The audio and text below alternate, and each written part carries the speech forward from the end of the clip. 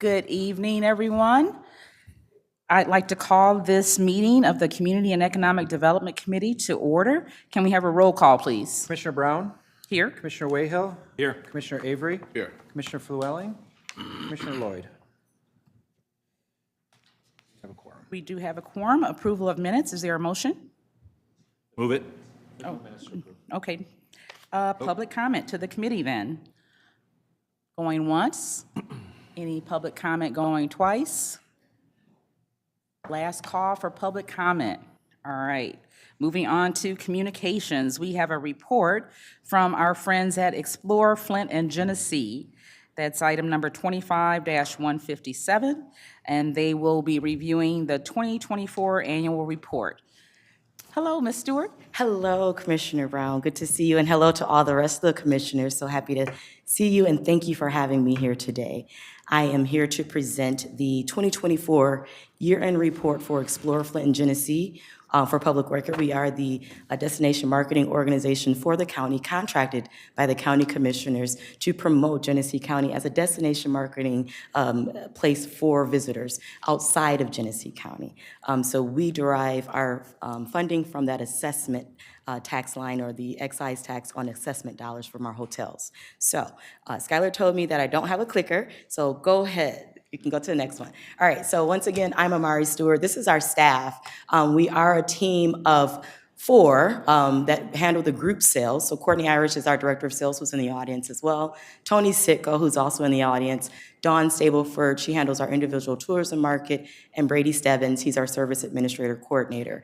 And it's important for me to point out, when we're talking about group sales, Courtney covers all of the group sales related to association, corporate, and the social, military, economic, religious, and fraternal markets. And then Tony handles our sports division, which is one of our largest revenue-generating markets within the CVB. All right, so go ahead into the next slide.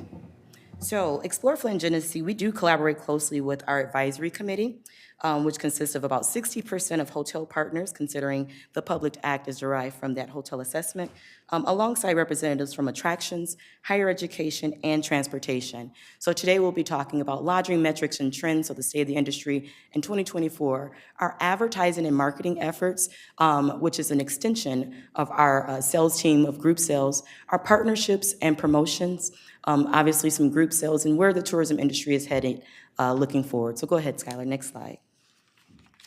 We'll talk about the tourism economies next. All right, so the way that we derive our reporting for purposes, we do source from the Smith Travel Research, which is an industry-recognized analytical tool for hotels monitoring their performance. So in Genesee County, I think this monitors about 22 hotels within the area and about just over 2,000 room nights. So as you can see, from 2020 to 2024, there has been some incremental increases in occupancy. Obviously, we're judging back from what does post-pandemic look like. And the main thing that we want to monitor is average daily rate. So how much are we charging per hotel room for visitors when they travel, because that's what increases your revenue dollar. As you see, that bottom line revenue number has increased 5.6% over last year, and then you guys collect 5% of that according to the accommodations ordinance. All right. If you want to reference the year-end report packet, on page 3, it talks about the U.S. travel trends, and page 11, it gives you the overall of all the hotels that are reporting. So here we are. It talks about the accommodations tax revenue that was collected from the county on behalf of those efforts that we have collectively. And so in 2020, which was obviously a pandemic year, $1.4 million was collected in revenues. In 2021, it did increase a little, a percentage, so 1.6%. But if we fast forward to what the travel trends look like in 2024, there was a substantial increase to 5.9%. So the total allocations was about $2 million for the entire county for assessment revenues. It could have been a little more because we don't monitor, I don't monitor Airbnb, but according to our numbers, a little over $2 million was allocated for hotel assessment revenues. Our contract is capped at $1 million, but you guys did receive $2 million due to our assessment revenues. And so I hope you can see a growth increase. So when we are able to attract more business into the area and secure more business group sales, we're able to increase that number across the board. All right, go ahead into the next slide. Keep going because it's got some tabs. There we go. So we'll talk about some key highlights and then the final one. That overall, it's another one. There we go. There we go. And another one. There you go. So we'll talk about the key lights.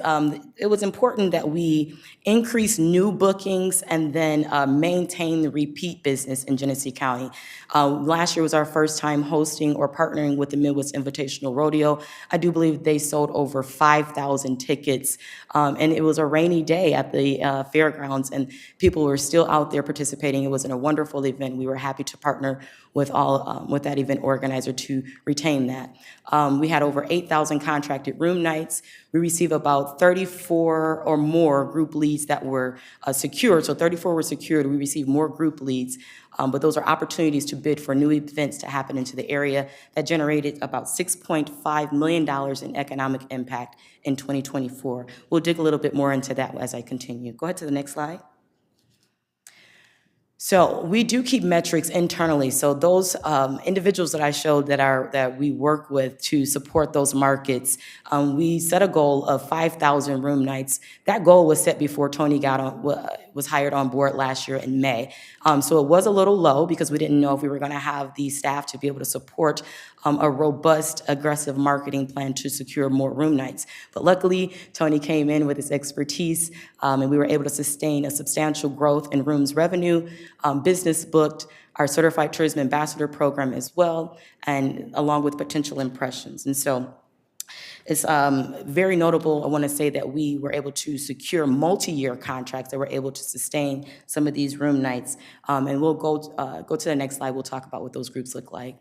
So of the groups that were booked, 14% of those groups that were booked in 2024 that were serviced were association and corporate. And then we talked about breaking the markets out to social, military, education, religious, and fraternal. That was 37% of our booked business. And then as you see, 49% of the booked business was sports. Go ahead to the next slide, because I thought it was very important to break it down of what economic impact looks like per those markets. So you see the differentiation between 48% of that revenue that was generated for economic impact came from the sports market. And of that, also 43% for the social, military, education, and religious and fraternal markets. And there's a breakdown of those markets on, I believe, page 13, but we'll keep going to discuss that. So this means about 23 out of 35 events that we've hosted hit the benchmark for us to calculate what economic impact looks like. So that means groups that would have had 100 room nights or more, or 1,000 attendees or more. So we had 22, we serviced 22 groups in Genesee County that met that metric so that we can calculate an economic impact report using industry-recognized standards through the Tourism Economics and the Smith Travel Research Report as well. And so this is actually breaking down the differentiation between new and repeat business. So I do want to be very clear that it's important for us to not only attract new business, because that generates new dollars into the area. Every visitor that comes to the area, their dollar turns over multiple times in our community. When you do see on page 13 a breakdown of how it supports our economic impact, and there's some examples of particular events in your packet as well that showcase how we derive that number for direct impact on the county. All right, so we can go ahead and skip to the next. So advertising and marketing, this is the other arm of our CVB, or our Convention and Visitors Bureau. So there's group sales, which are the individuals that are behind me here, and then there's also a marketing team that we share services with for the Flint and Genesee group. And so these numbers here will talk about our advertising that we do with our within the industry. You can keep clicking. Yep, one more. There we go. All right, so we see that we derive those marketing and advertising and placements between sports groups, meeting planners, and leisure. And so our residents aren't typically our target audience, visitors are our target audience. And so there is how our ads are derived by using, that's so small, so I can't even see, but there's different advertising agencies that we work with in order to get our message across of why they should book their business in Genesee County, and it has grown by 6.2 million impressions for the area. Continue. All right, our metrics in 2024, news media coverage did cover about 200 stories related to Explore Flint and Genesee, so that's positive news media. A lot of this is paid advertising, but some of it is non-paid advertising.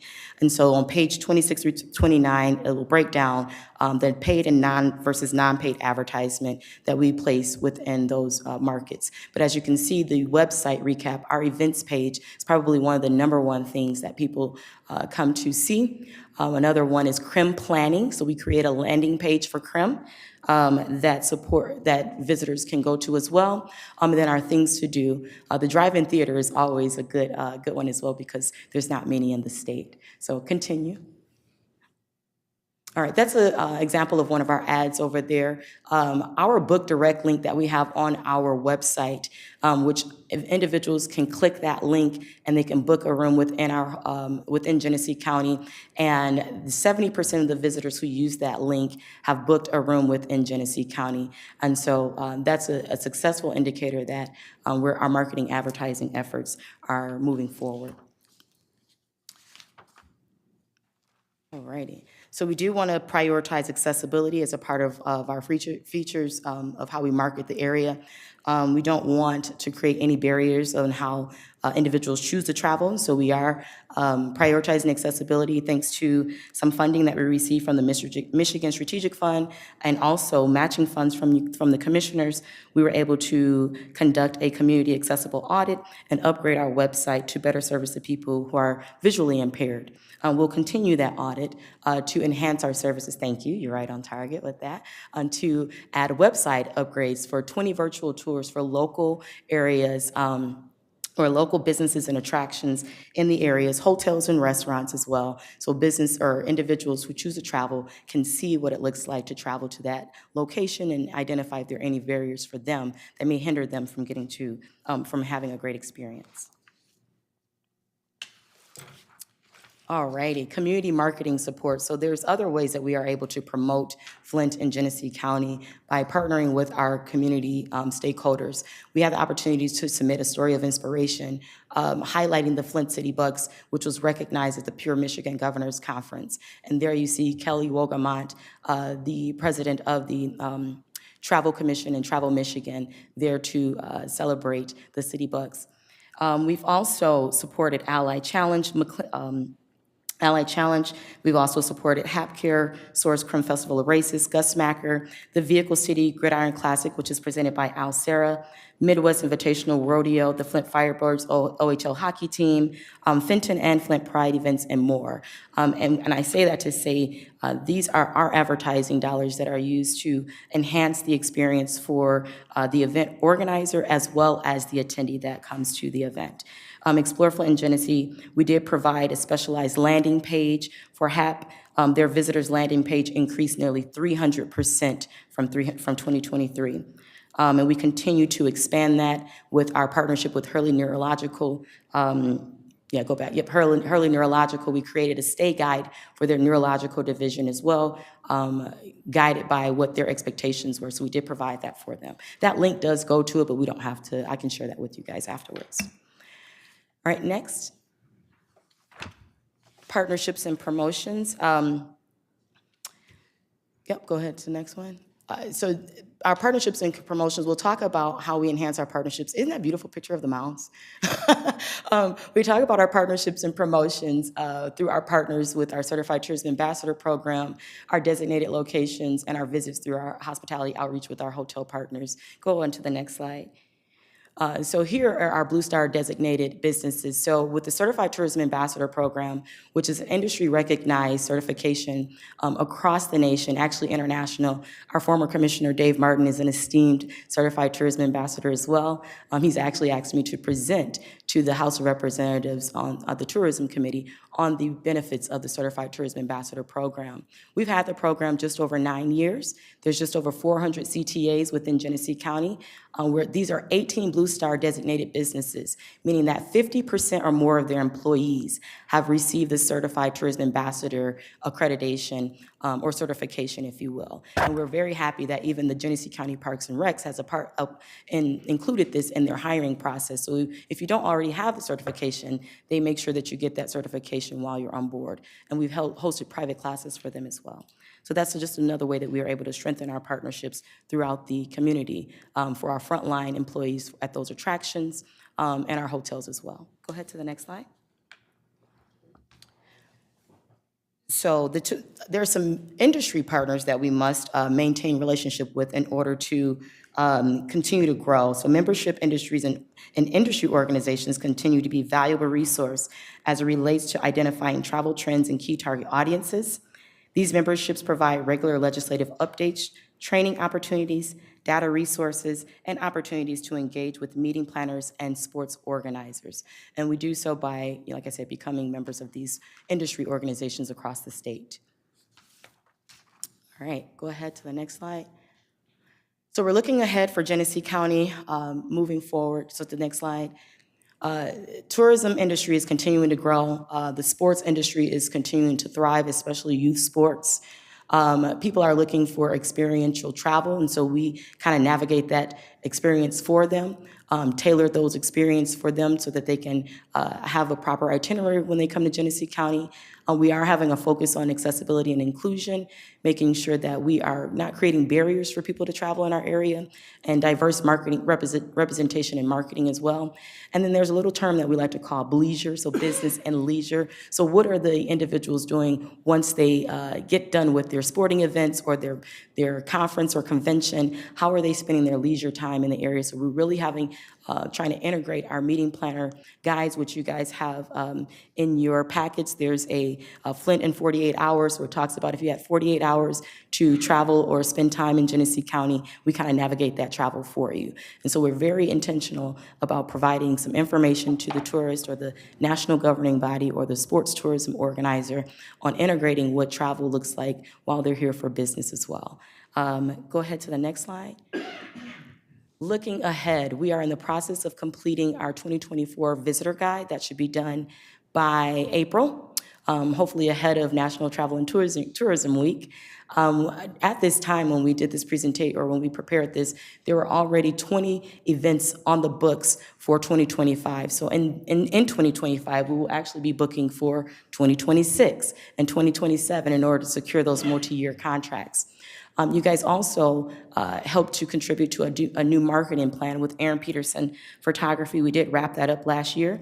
There's about a handful of venues and attractions, some character-driven videos that will be displayed once we decide how to roll that out, but I do have a sneak peek for you.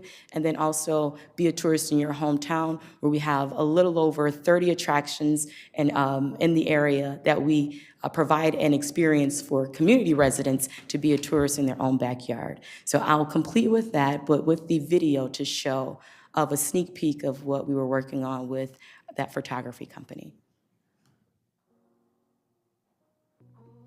This is my passion. I lose track of time when I do music. I lose track of time when I speak to kids, you know.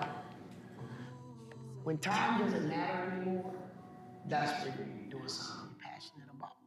Like every day I write something.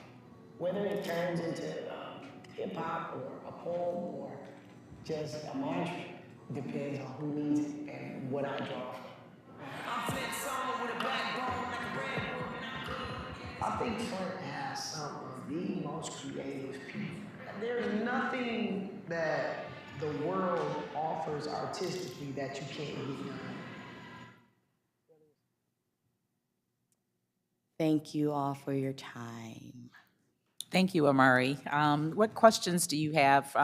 Any commissioners have questions for Murray before she takes her seat?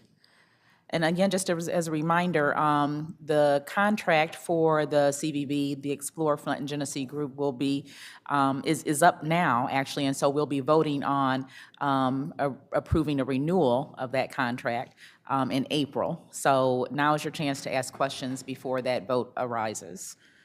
Yes, Commissioner Cousineau. Yeah, excuse me, I know I and Dale and you have met frequently recently. We talked about new, big ideas. And so I know you're working on that with the sports complex. And in the near future, we should be hearing a presentation about that. Yes, I sir. just wanted to make sure my colleagues here knew that that was something that we're working on. Because it's just a small subgroup that's been working.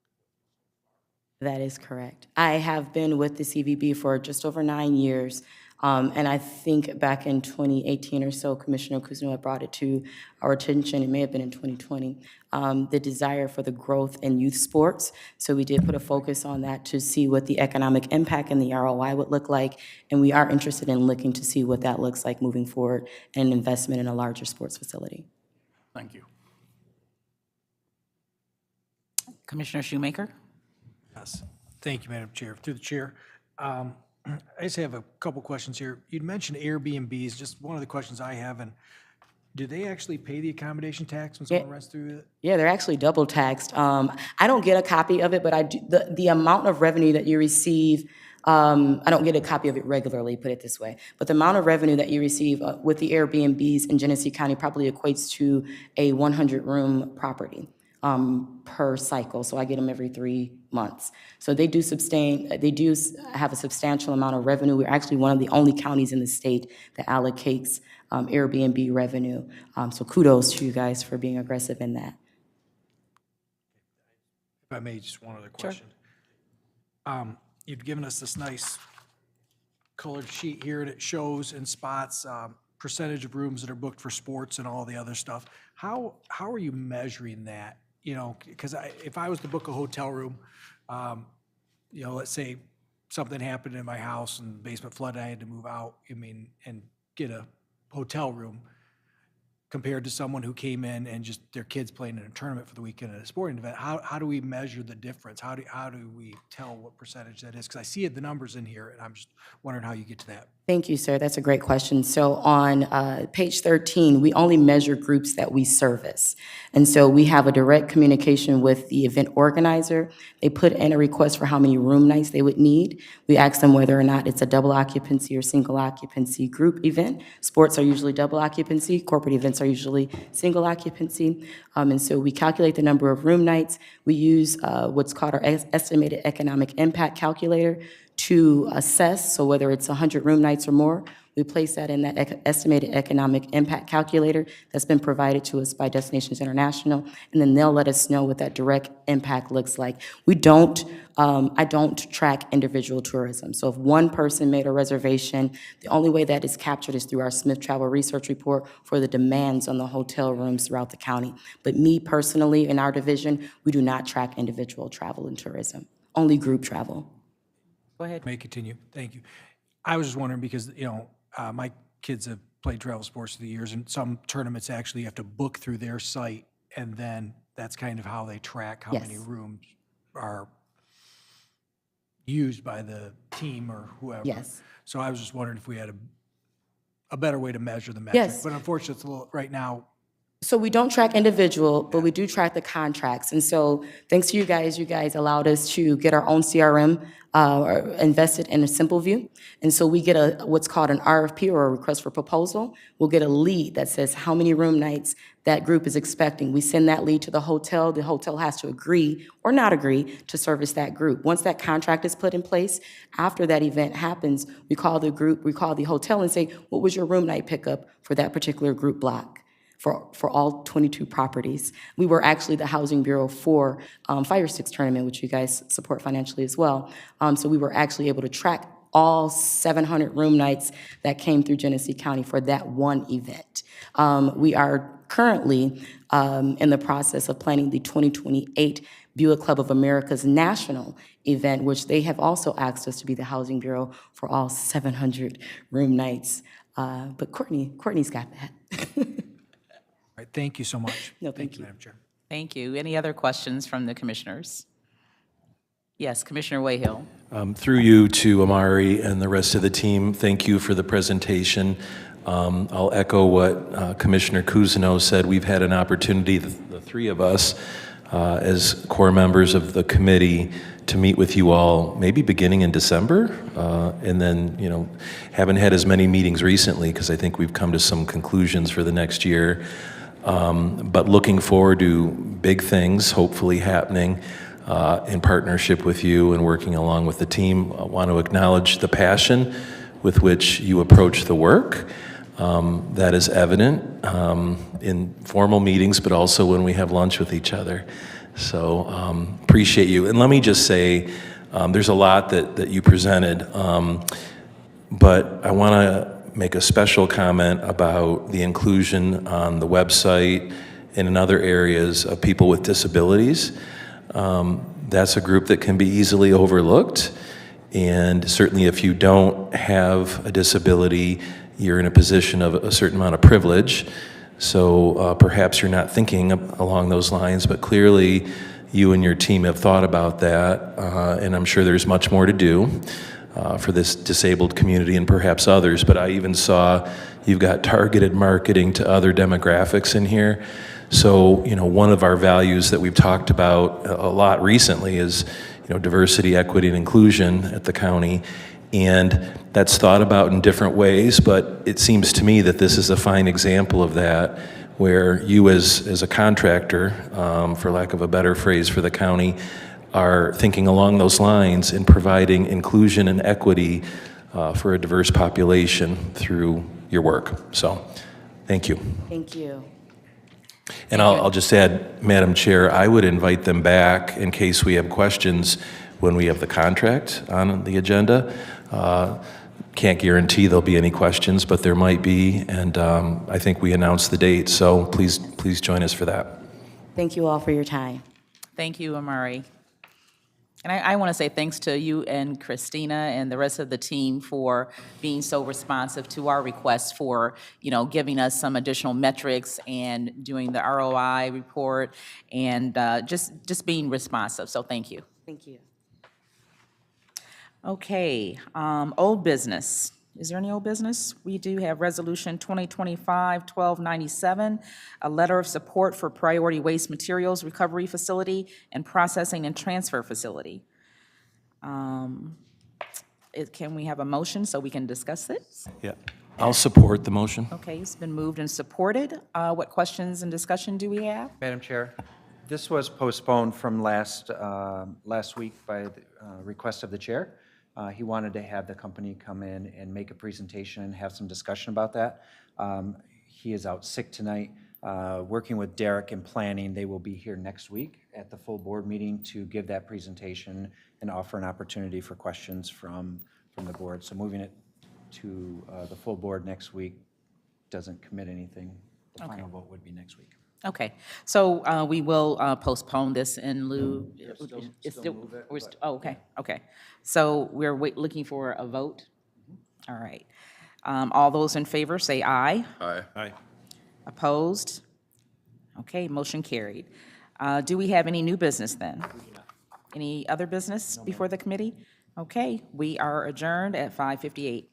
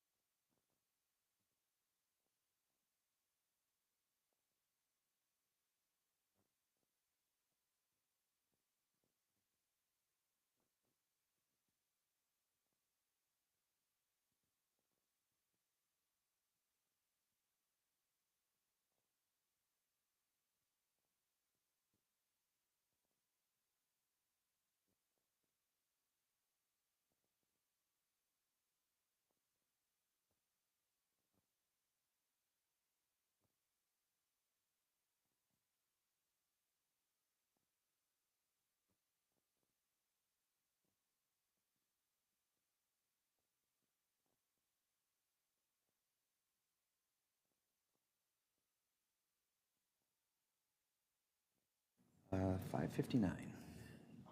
Okay, at 5:59, I call the Finance Committee to order. Roll call, please. Commissioner Kuzma? Here. Commissioner Getzinger?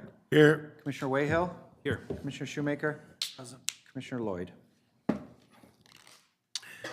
We have a quorum approval of the minutes from March 5, Resolution 25-1310. I'll move it. Support. Any discussion? Seeing none, all those in favor? Aye. Aye. Opposed? Motion passes. We now take time for public comment to the committee. Anybody wishing to make a comment to the Finance Committee, please step up to the podium, please. Is there anybody that wishes to make a comment? Third and final time, is there anybody that wishes to make a comment? Public comment is now closed.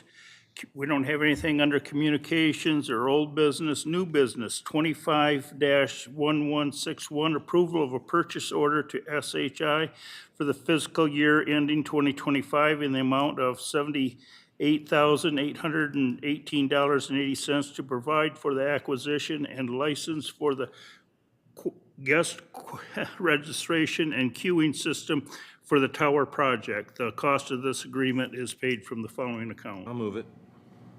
I'll support it. Is there any discussion or questions? Mr. Shoemaker. Thank you, Mr. Chair. My question is if we could have one, I'd like a little more explanation. I'm assuming I know what this is, but that's my first one. And then my next one, I'm pretty sure I know the answer of. This was a budgeted expense, and it was figured into our cost of the I tower believe project. so, but we have Greg is somebody. here. Hi, this is Greg Warning. I'm stepping in for Mike. He's on vacation this week. Okay, thanks. So this is called the TAN, take a number. It is starting in the tower with 4 kiosks. And think of it as like going to Secretary of State. You can use an app to go in, know when you're queued up, go into a kiosk when you get there, check in, that sort of thing. We can, it's set up to do custom per department.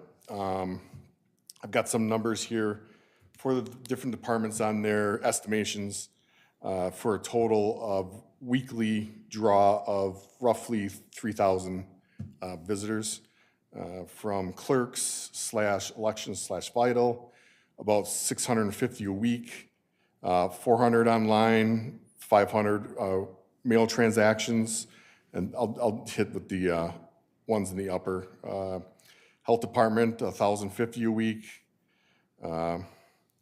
Veterans are about 250 a week. So there's quite the volume of people that come in that would be using this on the way in. So it's basically the old take the ticket and then you wait, but it's like Yeah, with technology upgraded, so you can use a mobile app. It can be customized per department. You can use Wayfair, so you get to the building, you say, oh, I checked in now.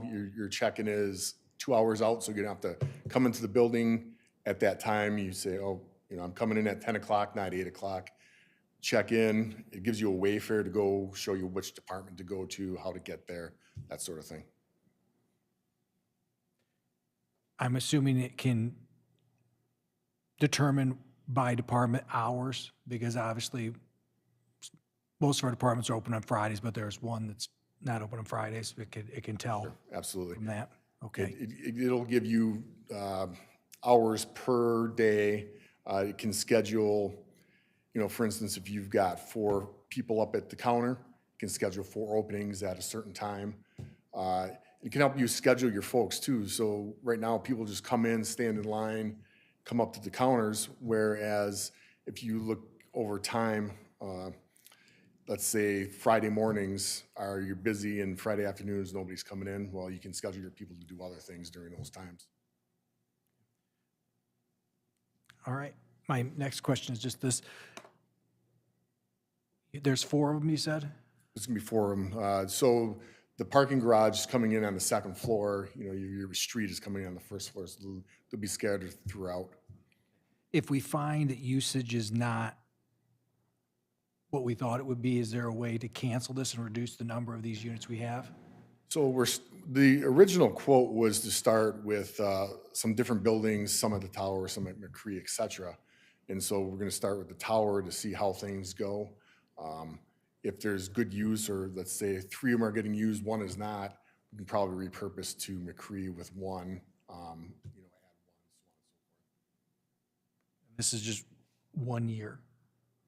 So the breakdown is a little bit of a different breakdown. The total cost of implementation is $43,386.40.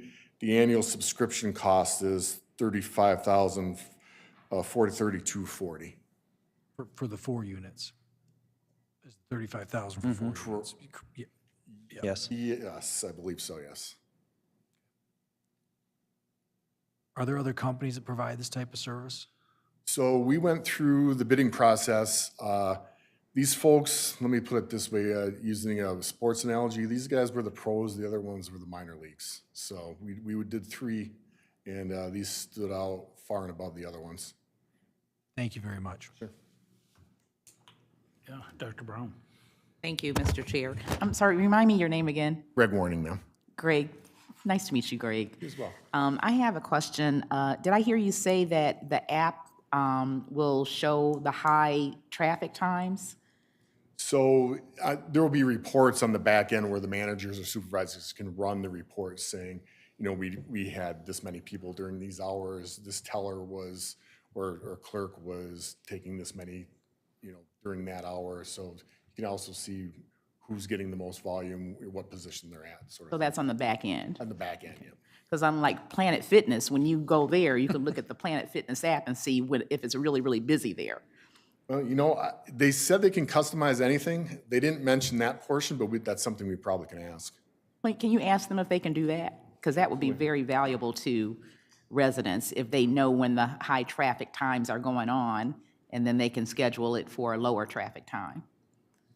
My other question is going online and having access to technology the only way people can utilize this piece? No, you can actually come in, so there's gonna be the 4 kiosks you can come in and check in during, you know, on those kiosks as you walk in. They'll be on pedestals as you walk through the doors. So if nobody has technology at home, they can come in and actually check in then. They won't have the option to, you know, if we say we can do a high traffic volume times, they won't have that option, but they can come in directly to the location. So if I walk in and I don't have a cell phone, I'm just going to use the kiosk? Correct. And somebody will call me up? Okay. Okay, thank you. Any other further questions? And okay, go ahead. Follow up to what Dr. Brown was asking, if someone just wants to come in, and are they able to bypass the kiosk and go to an office? Or, you know, like today, or the setup we have, you can maneuver around the building without having to do any sort of checking in. No, so the intention at the new building is when people come in, they're going to check in to the building. We'll have, you know, security at the front door, at the back door, and help them find, you know, where they need to be in this, you know, on these 10 different floors. So we want to engage with the public as they're coming in and have them check in and help them get to where they need to be. Will there be, so there's security, are they the ones that will be giving directions? They'll be at that desk with these, yes. They'll be at the desk where the kiosk is, or the kiosks, okay. Yep. All right, thank you, Josh. Go ahead. There'll be a desk off the main entrance also? Both, yep. On 2, coming in off the parking ramp, there'll be a desk as I you come around. Got that one. And then Where also- most people are going to come in. Yep, and then also at that front entrance, there'll be a desk there as well. Anybody else? And this is part of this was a budgeted expense up front. It's not an add-on. I don't believe that it was part of the original budget because we didn't contemplate it when we started the tower project, but Crystal can speak to the budget numbers. She loves numbers. So there is a budget amendment attached. Like he mentioned, the startup costs are the $43,386. The portion of the annual software charge for fiscal year '25 is $17,765. So anytime anything has to be adjusted through a budget amendment that's here, it will be in that part of the memo. It'll say a budget amendment is attached. If it's included in the budget, then it will say this is a budgeted expense. Okay, and we're still under budget in the total project, So far. Yes.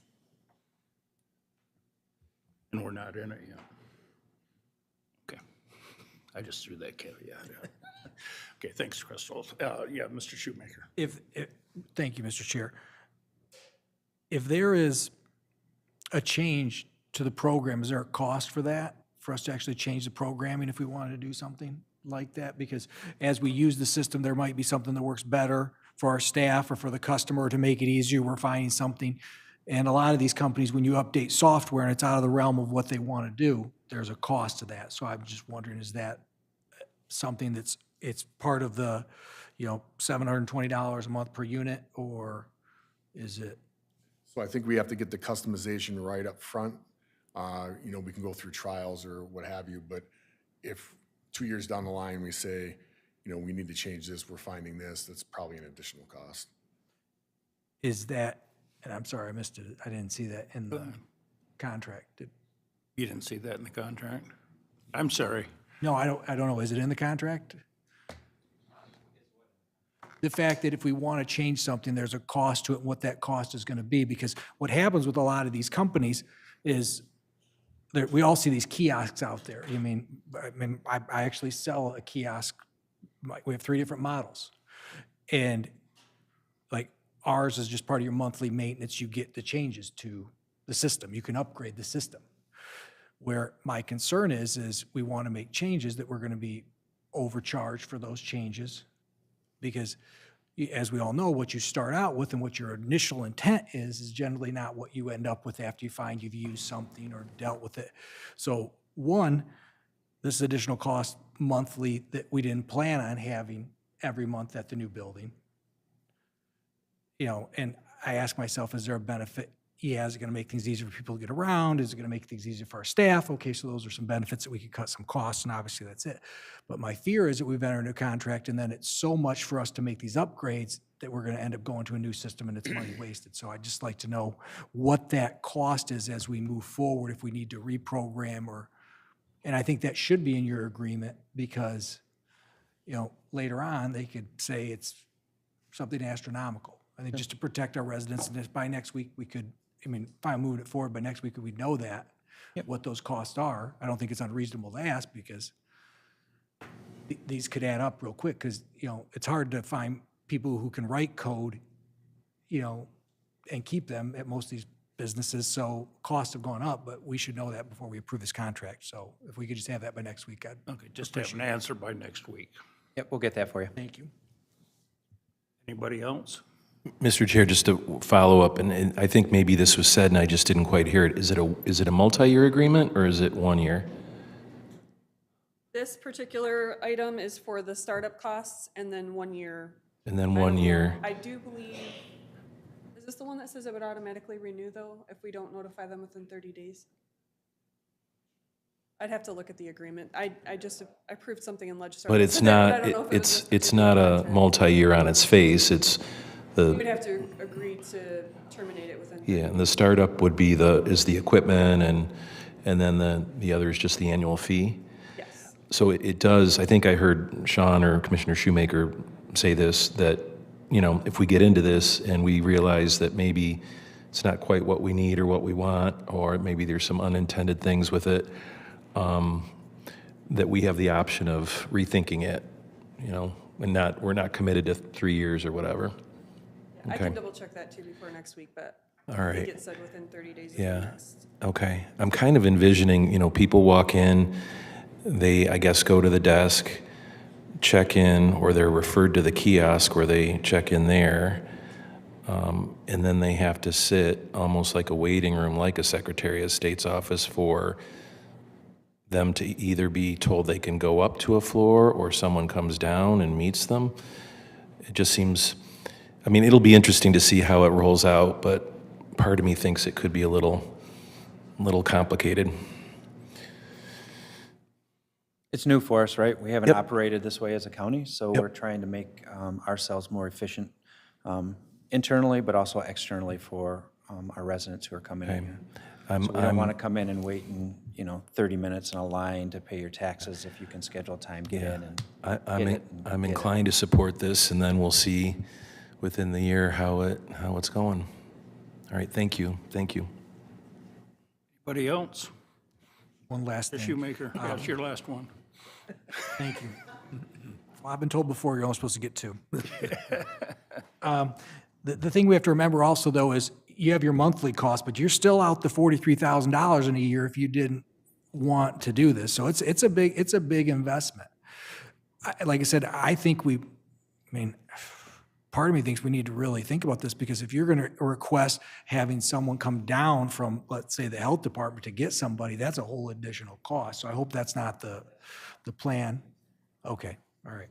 Thank you, because I just think if we don't do this right, it can become very labor intensive and you eliminate the purpose of the kiosk. We've included all departments in this review, and it's been a months-long review to determine what does the individual departments need, and then, the overall county need. It wasn't just, we woke up yesterday morning and decided to do a kiosk project, and, oh, this looks like a good one. We went through a lengthy review of it to understand, like I said, department need, and then also overall county need. Could I also ask one more thing for next week? Okay, sure. I'm sorry. I know I always say this, but it's important. It's not our money, and these are things that pop up in my head. And as somebody who's run a business or owned a business, these are things you think of. Warranty on the product. How long is that, or is it just in our annual in that $720 a month per unit? Is that part of the cost of the unit? licensing Is fee. the licensing fee is the maintenance? If I could just know that by next week, I'd appreciate that also. Thank you. Any termination fee or anything like that? I don't know off the top of my head, but we can get that answer for you. Anybody else? Seeing those, all in favor? Aye. Aye. All those opposed? Motion passes. Now, the next topic here, 25-1242, I need to make a disclaimer here a little bit.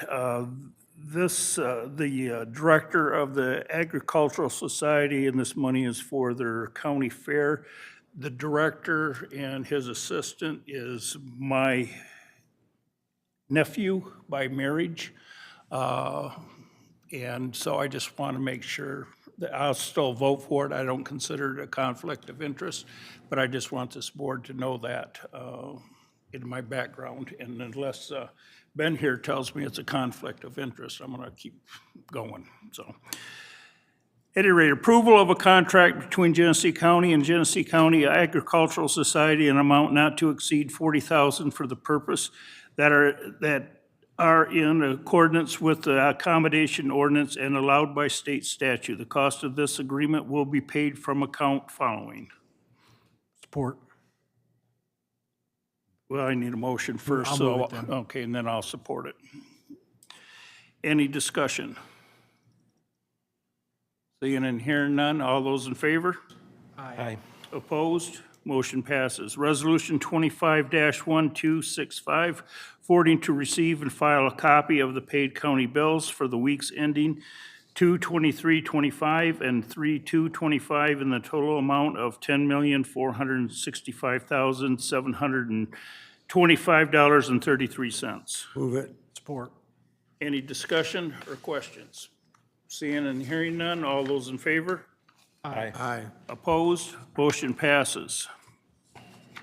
Resolution 25-1288, approval of a proposed budget amendment to 24-25 appropriations resolution for various line items as described in the attached adjustment form. Support. Any discussion or questions? Seeing none, all those in favor? Aye. Opposed? Motion passes. We don't have any other business, and I adjourn this meeting at 6:14. Okay.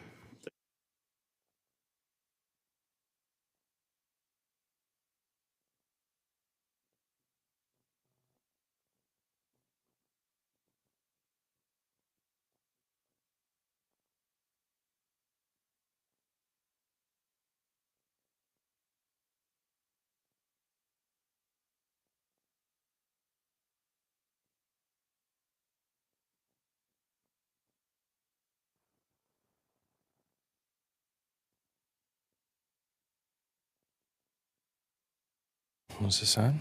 The Governmental Operations Committee is called to order at 6:19 PM. Roll call, please. Commissioner Wayhill? Here. Commissioner Shoemaker? Present. Commissioner Winfrey? Here. Commissioner Flewelling? Commissioner Lloyd? Very good. We have a quorum. We have the approval of the minutes from March 5th, 2025. So move. It's been moved and supported. Is there discussion?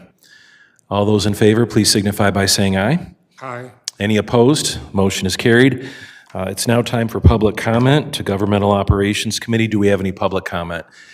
If you'd like to speak to us, please step to the microphone, state your name and the community you live in, and make your comment. You have 2 minutes.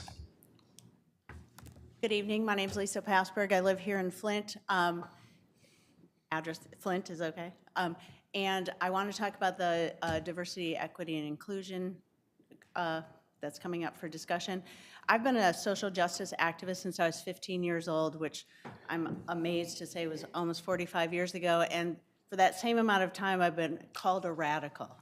And it always made me wonder, even then, how is it radical to advocate for fair housing, equity in food, having access to education and healthcare? Those ideas don't seem radical to me. Diversity, equity, and inclusion, also in this day and age, I don't understand how they can be considered radical. Celebrating and embracing the diversity in our communities and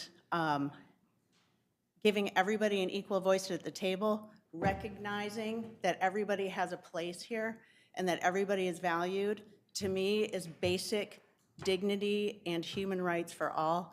And I'm proud that you're bringing this up for discussion tonight. Do we have additional public comment? Mr. Jordan. Thank you, Mr. Wayhill and commissioners. My name's Paul Jordan. I live in Flint. I've been a Flint resident most of my life. I'm 76 years old. My first 10 years in Flint was very different. It was a different time. You would rarely, if ever, see a black face in the Flint Journal, the paper of record. You would rarely see a married woman referred to by her own name. My wife would have been referred to as Mrs. Paul Jordan. She would have been seen as a reflection of me. You wouldn't see any developmentally disabled people because they were at Lapeer State Home and Training School out in Lapeer. You wouldn't see them walking around the street. You certainly wouldn't see them serving you anywhere. If you had a white face like mine, you could live in this city where it's had a substantial black population and never be troubled by seeing a black face. You'd have to go to certain areas, certain establishments. When I moved out of town, my family moved. I finished my education out in the Lake Fenton School District. Till my senior year, you wouldn't have seen a black face there. There were no Hispanic families. It was kind of a white world if you happened to be a white person. Our fathers had opportunities. Many of my classmates, their fathers had opportunities to enter the skilled trades at GM. They had good lives. Places up north, all kinds of things. Black people were excluded from the skilled trades. Most instances limited to cleaners or foundry jobs. These kinds of policies are not anachronistic. They are still needed today as we live in one of the most segregated parts of the United States. Thank you very much. Do we have additional public comment? Hi, thank you. I'm Heather Lobby. I live in the city of Flint, and I too would like to speak on the Equity in All Policies proposal. I am so pleased to see that this policy is here for your vote, and I think it really has the potential to have a really positive impact on the whole county and beyond. I'm a sociologist, so I tend to look at big picture kinds of things. I like data, and I like evidence, And I think that all of those kinds of things help us understand what's happening in the world. And so one of the things that my training has helped me to be able to see is sort of what's missing or what's having an effect when we can sort of only see what we can see. And it's also helped me develop the ability to not only understand or connect A to B, but A to Z, right? What's in the middle and what's complicated, and the unintended consequences of actions or of inaction. And so one of the things I can really see is how we've literally built inequities into our institutions, into our organizations, into our interactions. And when I say we, like literally we people, like literally you as elected officials. And what that means is sometimes that feels pretty hard to change because that's not just about an individual behaving differently. But it kind of is about individuals behaving differently because everybody here is an individual, right, and has agency.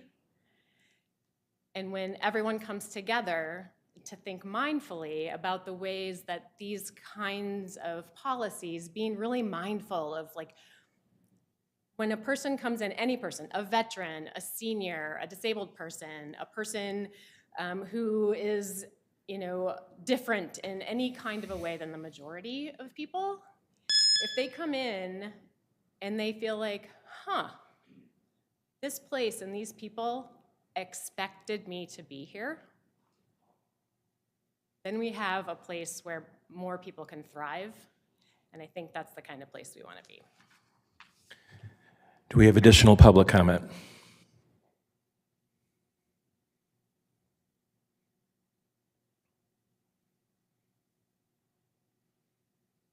Evening, Board. I'm Emily Monterosso, a resident of Grand Blanc.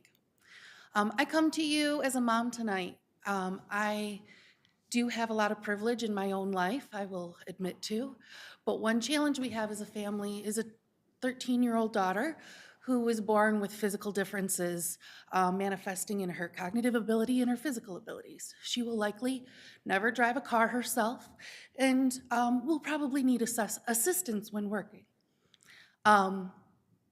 When we picked a community to move to, it was with her in mind.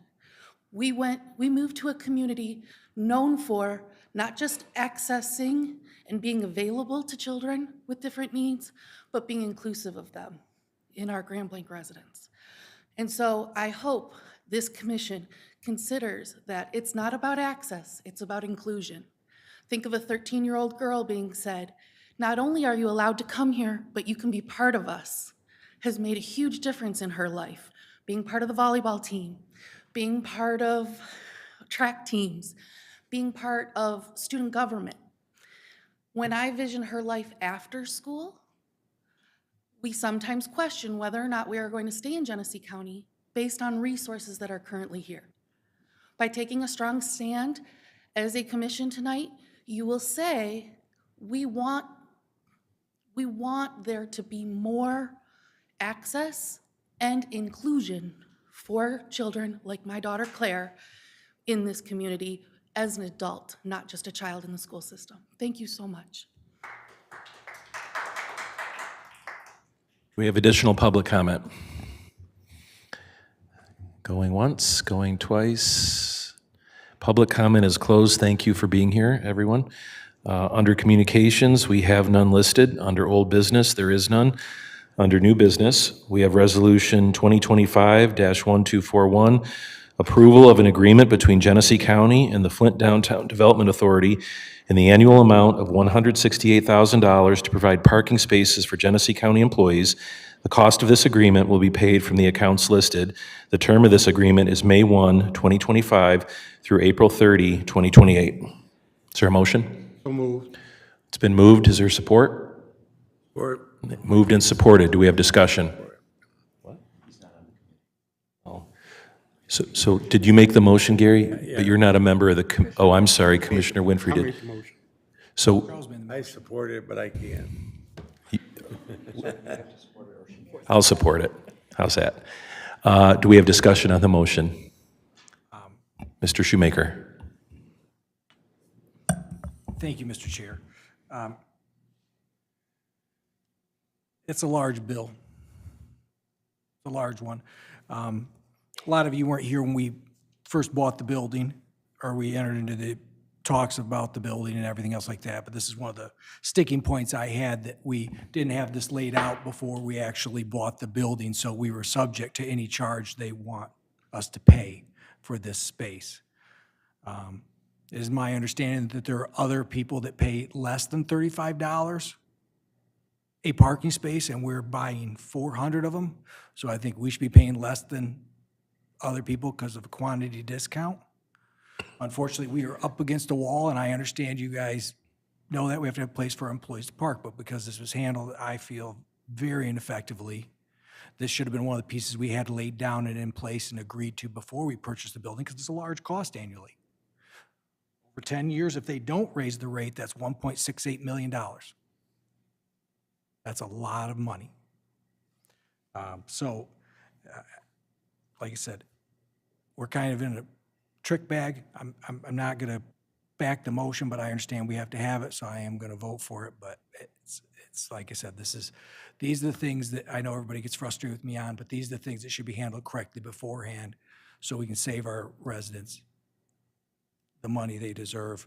They work hard for their money. They have to watch every dollar, the majority of them, and we should be watching a little closer. And these are the things that just, over time, drive me crazy. So, but we're where we are, so thank you, Mr. Chair. Do we have additional discussion? Commissioner Getzinger? These are just for employees, correct? What, are there other spaces available in there for the Mr. general Freeman? public? Yes, there are. Are they adequate? Yeah, I believe they are, yeah. I believe that the riverfront is about a 600 spot parking deck. The Rutherford, which is just around the corner, is on par with that.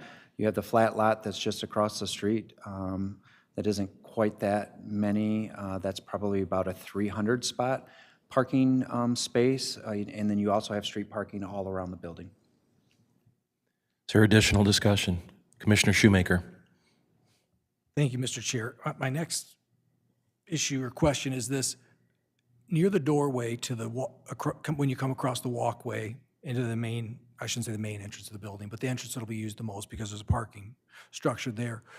Have we figured out a way to, I know we're gonna have there's some handicap spaces that are gonna be put in there. Are they gonna, is the DDA gonna make sure we have enough and an adequate amount of handicap parking spaces, not just for our employees, but for our residents when they come down or visitors to come? Have we determined that with them? Is that part of the agreement?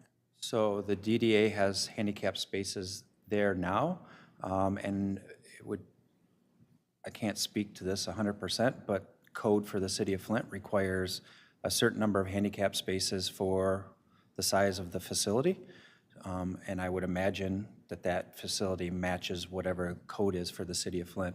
As you come into that building, and you kind of are driving at the door, everything on your right is all handicap parking. I believe that's like 8 spaces, if I remember correctly. Yeah, I haven't counted that. How many employees are we putting in the building? Between 350 and 400. Okay. Like I said, these are just things beforehand that, like I said, I think should be taken care of, because we do have people talking about being, and these are some of the things I have problems with, inclusive and equitable, but this should be a priority that we make sure that our seniors or someone who is handicapped has that access to get across, and there's enough spaces in place.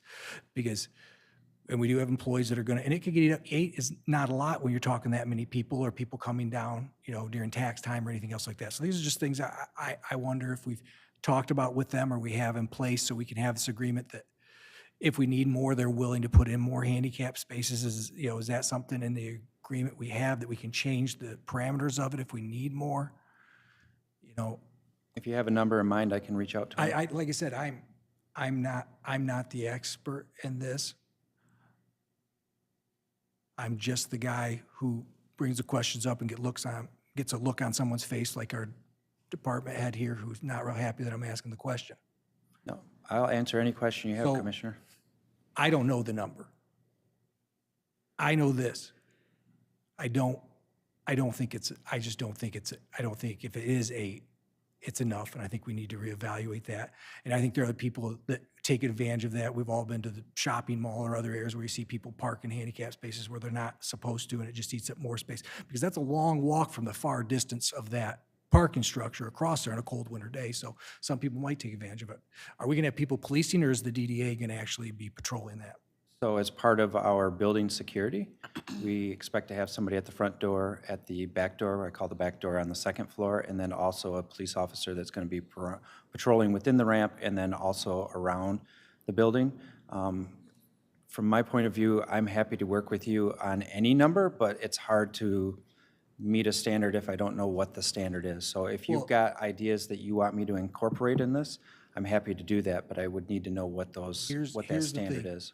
Let's investigate what the average, and I know the City of Flint has their code, which is fantastic, but let's investigate before we enter this, are they actually living up to that code? Because we have had groups that we've worked with before that aren't carrying on with what code should be, or not operating within what an ordinance is, or anything else like that. Like I said, I just want us to be prepared for this, so when it's time, we open the building up, people can get in and out, because there's gonna be a lot of people stressed, because this building, we know, and we've all heard it from our residents who are not from downtown, when they have to come downtown, they're very, very stressed out.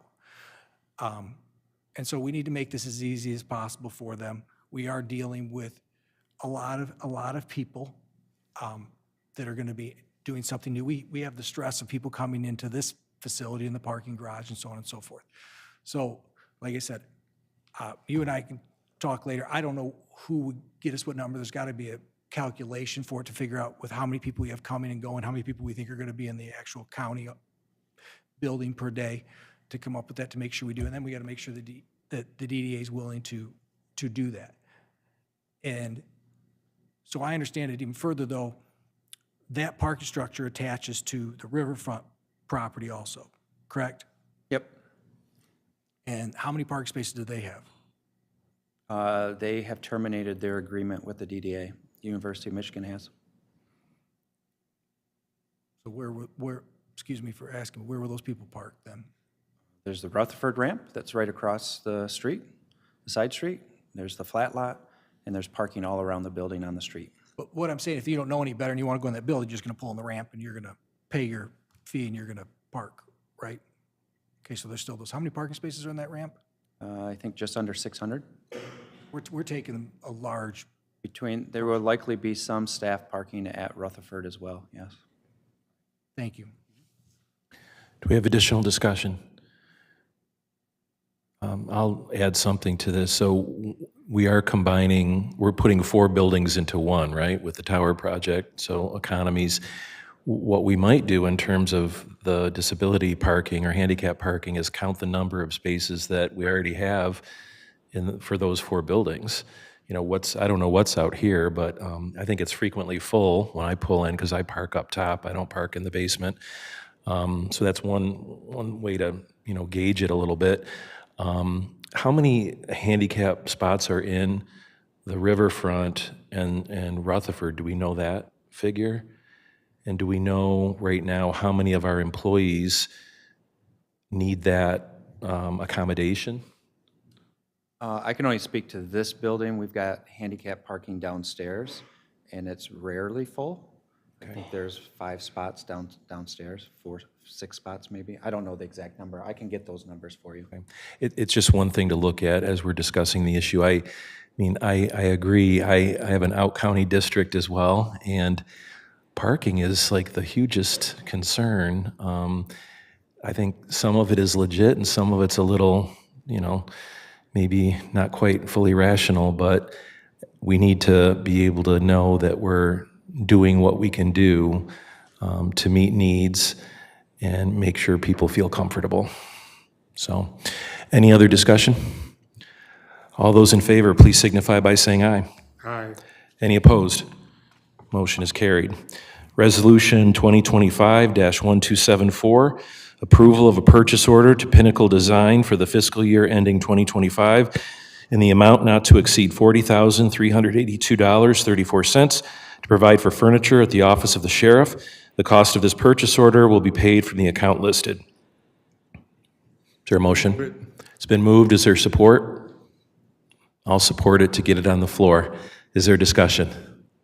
Yes. Commissioner Shoemaker. Is Pinnacle Design, when I looked through the packet, that was the only bid I saw in there. So when we did the tower project, we went out to bid for design services. Pinnacle Design was awarded the contract. Through them, we're purchasing through Miller Knoll on a government contract. Because of the amount of furniture that we're purchasing for the tower, we're getting a really good price on furniture, and we're trying to create a standard countywide. So we're using that government contract, that cooperative contract through Miller Knoll, through our designer, Pinnacle. I don't know if that answered your question. Does. It doesn't mean I like it, but I appreciate it.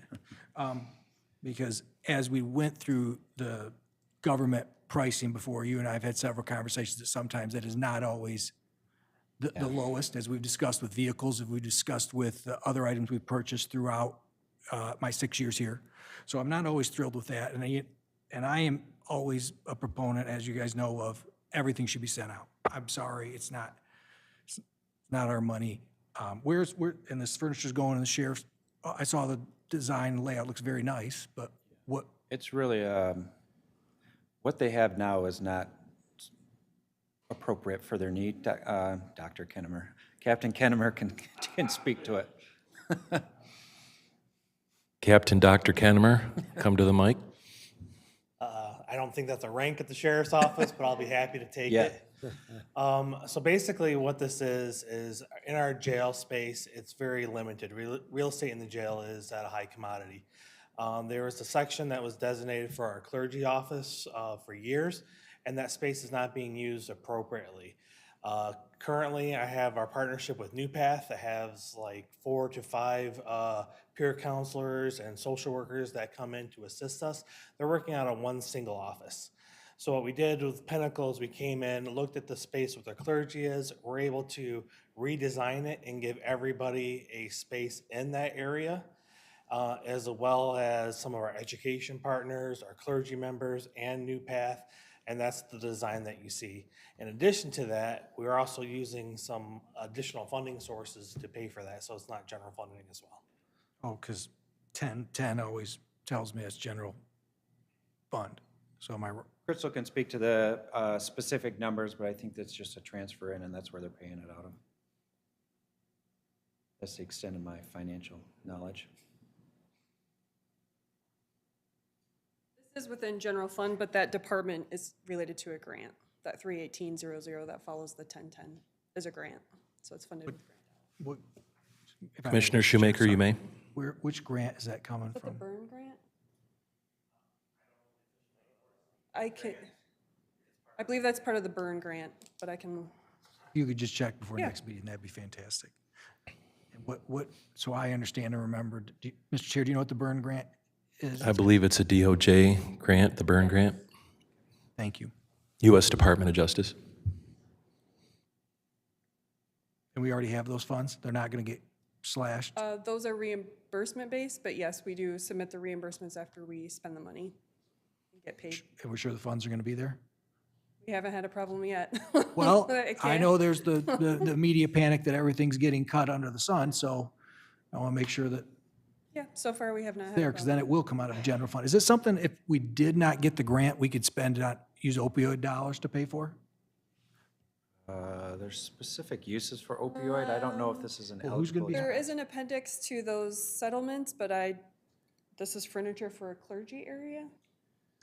Your path's going to be there, and That area is going to be our New Path partnership with the MIT program, as well as the clergy and some of our. I could look and see, that appendix is about 100 pages long, so I can look and see if it's an eligible expense. it was just a question, if we can't get it funded that way, how we could fund it without using general fund dollars. Okay. Thank you, Mr. Chair. Do we have additional discussion? All those in favor, please signify by saying aye. Aye. Those opposed, motion is carried. Resolution 2025-1284, approval of a request from the Diversity, Equity, and Inclusion Commission for the Equity in All Policies Resolution. Is there a motion? I'll move it. It's moved. I'll support. Is there discussion? Any discussion? All right, all those in favor, please signify by saying aye. Aye. Any opposed? Nay. Motion is carried. I'm an aye. Resolution 2025-1286, 2025 Child Abuse Awareness and Prevention Month Proclamation. Do we have a motion? It's been moved. Is there support? Support. Moved and supported. I'm going to read this aloud so the audience here in the auditorium and at home are aware of what we're considering.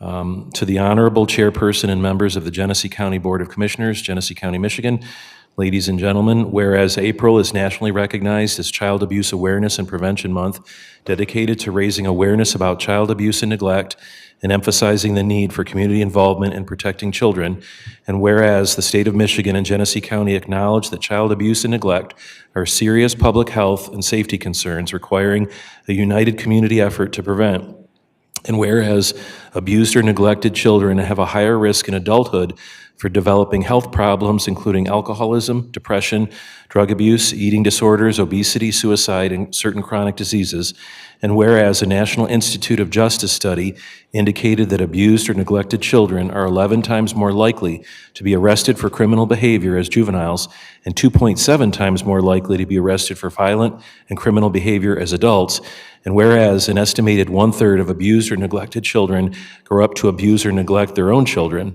whereas preventing child abuse and neglect necessitates a coordinated effort from all sectors of our community, including public officials, family members, educators, businesses, faith-based organizations, and social service agencies, and whereas raising awareness and promoting education on positive parenting, trauma-informed care, and early intervention programs are essential to breaking the cycle of abuse and ensuring safe, healthy childhoods for all children in Genesee County. Now therefore be it resolved that this Board of County Commissioners of Genesee County, Michigan hereby declares April 2025 as Child Abuse Awareness and Prevention Month in Genesee County. Be it further resolved that this Board of Commissioners supports all local initiatives that raise awareness, educate families, and provide resources to prevent child abuse and neglect. Be it further resolved that this Board of Commissioners encourages all residents to recognize their role in preventing child abuse and neglect and to work together in creating a safer, healthier future for every child in our community. It's been moved in support. Is there discussion? All those in favor, please signify by saying aye. Aye. Any opposed? The motion is carried. We have, is that it? No, that's it. Right? Is this on my agenda? Oh, it's not. Is it on here? It was the second page. Oh, I don't have it. All right. The agenda I have doesn't have it on there. All right, what's the resolution number? It's 2025-1287, 2025 Crime Victims' Rights Week Proclamation. I'll entertain a motion. So moved. Moved and supported. It's on the floor for discussion. Allow me to read it. To the Honorable Chairperson and members of the Genesee County Board of Commissioners, Genesee County, Michigan. Ladies and gentlemen, whereas surviving a crime can have a myriad lasting effects on victims, including physical, psychological, social, and financial issues, and whereas we know that countless survivors never tell anyone about what happened to them, and whereas each of us has a moral responsibility to actively participate in the healing of others, whereas it is necessary to create safe environments for survivors of crime, providing not only support, but also access to critical services, and above all, hope. And whereas victim service providers, community members, businesses, places of worship, colleagues, neighbors, and family members are capable of providing victim-centered, trauma-informed, and culturally responsive support. And whereas we must listen to survivors and be willing to create new options for support to ensure that all victims of crime can receive help and seek justice, excuse me. Whereas we must do everything we can to show survivors that hope, the belief that the future will be better is not just tangible, but within their reach. And whereas National Crime Victims' Rights Week encourages all people to ask themselves the question, how would you help a victim of crime? And whereas this year's national theme is kinship and is a call to action to recognize that shared humanity should be at the center of supporting all survivors and victims of crime. And whereas Genesee County is hereby dedicated to raising awareness of options, services, and hope for crime survivors. Now therefore be it resolved that this Board of County Commissioners of Genesee County, Michigan hereby declares April 6 through 12, 2025 as Crime Victims' Rights Week, of reaffirming this county's commitment to supporting and fostering a victim-centered and criminal justice response that assists all victims of crime throughout the year, and expressing our sincere gratitude and appreciation for those community members, victim service providers, and criminal justice professionals who are committed to improving our response to all victims of crime so that they may find relevant assistance, support justice, and peace. Is there discussion? All those in favor, please signify by saying aye. Aye. Any opposed?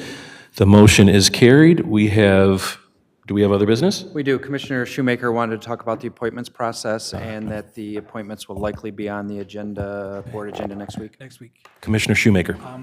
Thank you, Mr. Freeman. Thank you, Mr. Chair.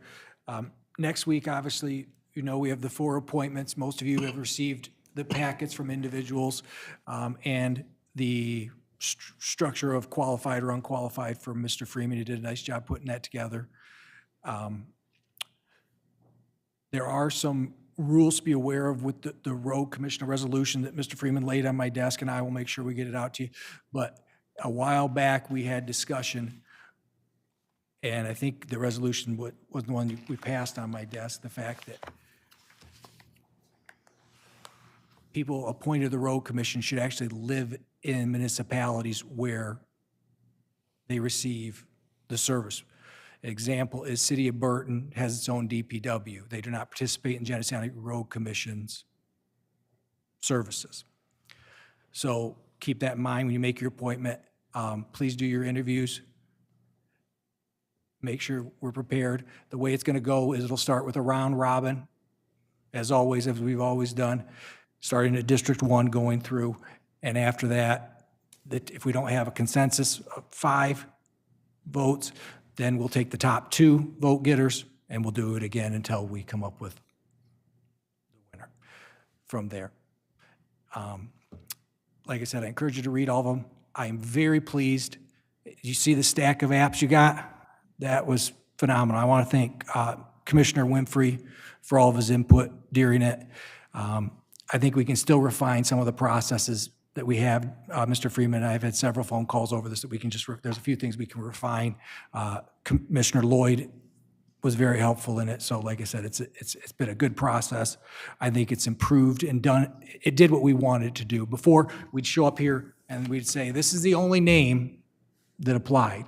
And we had packs that thick. So I say thank you for trusting in the process. I think it worked well. I think we're gonna get more people involved in Genesee County to make this community better. I'm super excited. I was very excited about the library board to see the differences in people and age groups and everything else we had in there. I thought it was wonderful. So thank you, and that's where we're gonna process it next week. So have your list ready. I saw Dr. Brown, she already had hers, so we'll vote on it next week. Right. Any questions for the chair of the appointments committee? So I'll admit that I was wrong about this. I was, I think, skeptical, certainly at the outset, but I am really enthused about the variety of people, the number of people. You know, that's a sign of a healthy community. And I think the approach that you and the co-chair, Commissioner Winfrey, have taken have demonstrated that. So thank you for your work. Seeing no other business, we are adjourned at 6:53.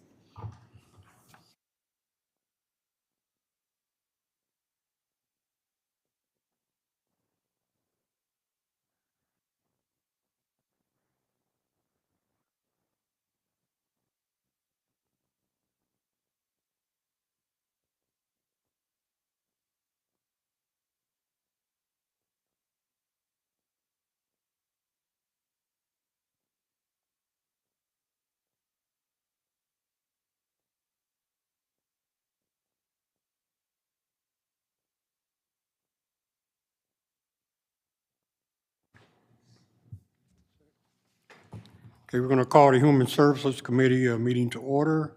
Roll call, please. Commissioner Winfrey? Here. Commissioner Avery? Here. Commissioner Getzinger? Here. Commissioner Kuzma? Here. Commissioner Lloyd? The chair will entertain a motion to approve the minutes. Move it. Support. Properly moved and supported. Any discussion?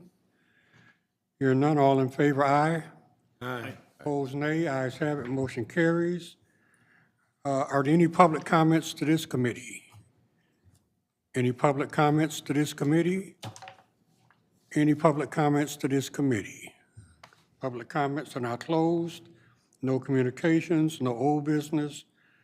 New business, Resolution 2025-1225. Approval of a request to submit the 2025-26 Head Start Grant application to the Department of Health and Human Services Administration for Children and Families. Move it. Support. Properly moved and supported. Any discussion? Hearing none, all in favor, aye. Aye. Opposed, nay. Ayes have it, motion carries. Resolution 2025-1246, approval of an agreement between Genesee County and the National Minority Quality Forum in an amount not to exceed $100,000 to provide continued support for the Flint Cancer Study. Cost of this agreement will be paid from the Health Services millage. Move it. Support. Properly moved and supported. Any discussion? Hearing none, all in favor, aye. Aye. Opposed, nay. Ayes have it, motion carries. Resolution 2025-1301, approval of an agreement between Genesee County and Michigan State University to provide practicum experimental education to university students. So moved. Support. Properly moved and supported. Any discussion? Is there any cost? Commissioner Getzinger. Is there any cost to this program? I don't believe so, but Brad is here from the Health Department and can speak to it.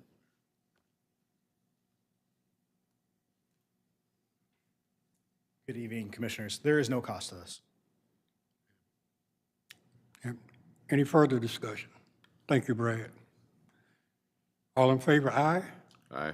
Opposed, nay. Ayes have it, motion carries. Resolution 2025-1302, approval of a grant award from the Health Resources and Services Administration in the amount of $529,356 to provide for Genesee County's Healthy Start program. Move it. Support. Properly moved and supported. Any discussion? Commissioner Cousineau. What's the difference between this and the first one that we approved? Head Start versus Healthy Start, but Brad can. Okay, I misread it, I'm sorry, but yeah, the Healthy Start, I need a refresher on what that is. I know what it is, I just can't remember. Yes, good afternoon again. Healthy Start is an infant mortality reduction program, and these are actually carryover funds that we are seeking approval to receive from the prior fiscal year. Correct. Yep. And I'll add to the funding cycle or fiscal year for Healthy Start is different than that of the county. It actually goes from April 1st to March 31st. Okay. Any further questions? Thank you, Brad. All in favor, aye. Aye. Opposed, nay. Ayes have it, motion carries.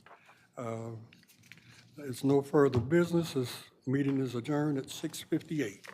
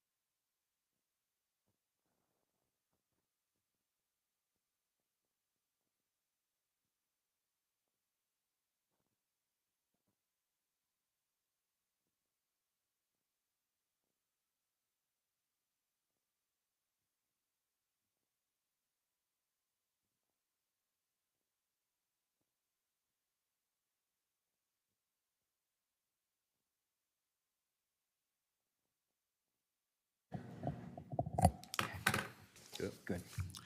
Okay, we'll begin our meeting with the Public Works Committee. Call to order. Roll call. Commissioner Flewelling, Commissioner Avery. Here. Commissioner Brown. Here. Commissioner Shoemaker. Okay, we have approval of minutes for March 5th, 2025. I move approval.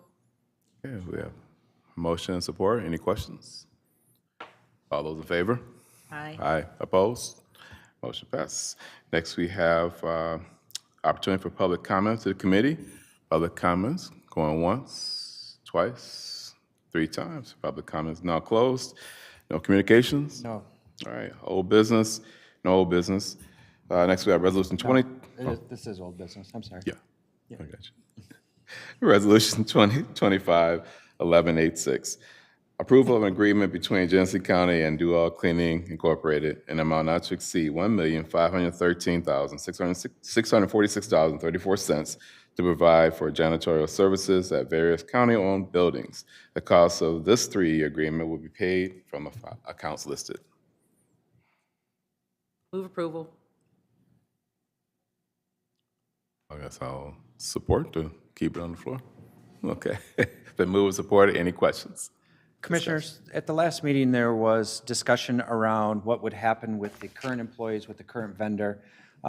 Facilities, I think Mike Noonan is here, our deputy director. Our director is out of town on vacation. Did work with the anticipated vendor.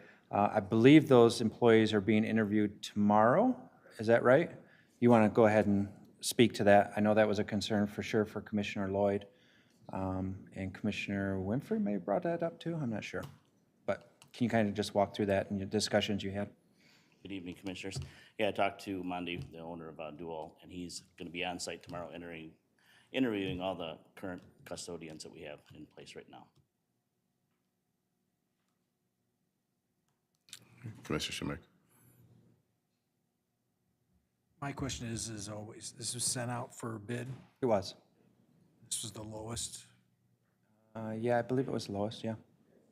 What 3 buildings are we discussing, so residents know? This isn't 3 buildings. This would be all of our fleet of buildings. So explain to me what all, and what we're seeing it all. We're talking courts and everything else like that? Yeah, so McCree, Circuit, satellite court locations, this building, animal control, JJC. Tower, you know, this building will be just short-term, hopefully. Am I missing something? Cree, Haley, G-Card, Lippincott.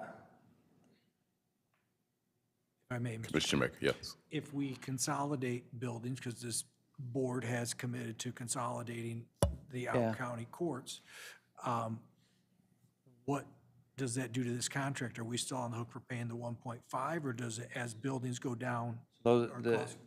At the request of this board, we ask for pricing per building. So if we don't have those buildings anymore, then we're not paying to clean those buildings anymore. Good. Say council or commission? All right. Like commission. Anyone else? Commissioner Kuzno. I have some legal concerns about how we've gone about this. And so I've asked corporate counsel, and I've not heard back yet from them. I hope to have some answers by next week, and I'll just leave it at that. Okay, thank you. Anyone else? Okay, all those in favor? Aye. Aye. Opposed? All right, motion passes. Thank you. Next, we have Resolution 2025-1275, and Commissioner, at the request of the chair, Commissioner Flewelling, who is out ill, and in light of the fact that I believe just yesterday you got the written opinion that was requested at the last meeting, he's requesting that this be postponed until the April Public Works meeting. okay, we'll offer a postponement without objection.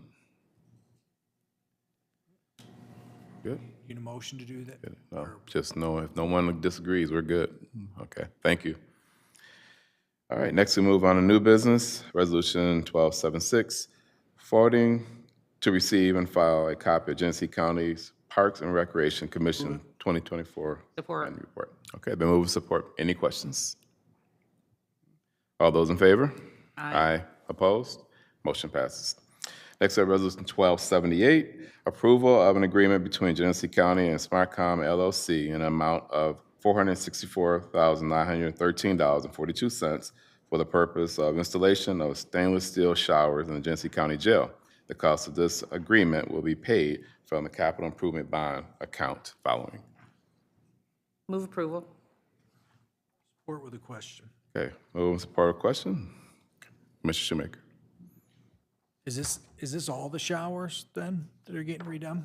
Yes, it is. We have a number of what we've spent this fiscal year on the jail. Probably not like right this second, Can but we get that to the for entire you. board? Yeah. And the reason I say that is, we had our workshop, and one of the items I brought up last couple of years is the jail's getting up there in age. On top of it, compared to modern facilities, it's not as safe for our officers or for the men and women who are incarcerated over there for the time being. And this is something we need to take up because last year, what was in the elevators alone, we spent. That was a couple of years ago. Is it two Yeah, years ago? $1.5 million or so it was in elevators. And we've got a fascia falling off the building, which unfortunately we have to do, which is, what did that number come up to? 6? We estimate around 6 million, but prices are crazy, so we're not going to know until we bid it. So as we move forward, and I keep seeing these expenses, I want you to put it in your thought process that we might need to do something with this. Because the cost of this and then the liability, the fact it isn't, in my opinion, is safe for our officers, is some of the facilities I've seen and some of the information I've been provided. I hope we can come up with a plan maybe to do something with that. And we also need to figure out if we did where we would put something like a new jail. But I want to put it in your thought process that when you see these numbers, they keep coming every year. And I don't think we've been a year where we've been under $2 million with that jail. You'll see a couple of other big ones coming up here shortly. Thank you. All right, thank you. Anyone else? Commissioner Brown. Yes, thank you, Mr. Chair. I'm just curious, what is the material of the showers made up of now? What is it? So currently, right now, it's just black wall, and it's been painted a couple times with an epoxy, and the epoxy is failing, so it's allowing the moisture to build up behind it, and it's just really nasty. So what they're gonna do is they're gonna clean that off and put these stainless steel inserts in there, which would be easier to keep clean and prevent that from happening again. And just a follow-up, so the toilets are stainless steel? Yes, yep. Are sinks stainless steel? It's a combi unit in the cells, yep. The showers are separate from the cells. Okay. Okay, thank you. Anyone else? Okay, all those in favor? Aye. Opposed? Motion passes. Next, we have Resolution 1285, approval of an agreement between Genesee County and Granger Construction Company in an amount not to exceed $10,525,000 to provide for Phase 2 of the Flint River Restoration Project. The cost of this agreement is fully grant funded. Mr. Chair, on this one, we're asking if this could be postponed to the next Public Works meeting in April. This was a sole source bid, and we want to make sure that we're getting what we need at an appropriate price, and we just want some more time to review. So if that could be ordered without objection. Order without objection? No objection? All right. So be it. It'll be next April, or this coming April. Yeah. All right. So any other business? All right. This committee is now adjourned at 7:09.